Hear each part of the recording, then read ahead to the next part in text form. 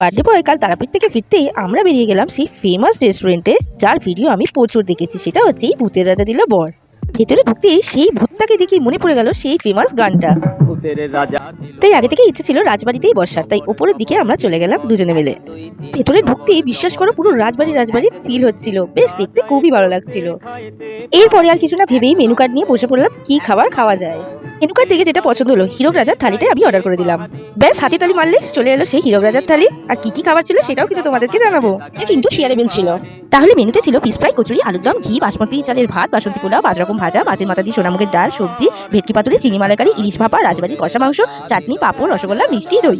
প্রথমবার ট্রাই করলাম, বেশ ভালো লেগেছে খাবারগুলো। আর 1500 টাকার মধ্যে এত ভালো ভালো খাবার ভাবতেই পারিনি। যাই হোক, খাওয়া দাওয়া করে এবার আমরা নিচের দিকে চলে যাচ্ছি, যেহেতু বাড়িতে যেতে হবে। রাজবাড়ির কষা মাংসটা বেশ ভালো ছিল, তাই এটা পার্সেলও করিয়ে নিলাম। আর তোমরা যারা এখনো আসোনি তারা কিন্তু অবশ্যই আসো, বেশ ভালো লাগবে। আর ভিডিওটা ভালো লাগলে লাইক কমেন্ট সাবস্ক্রাইব করে দিও। টাটা।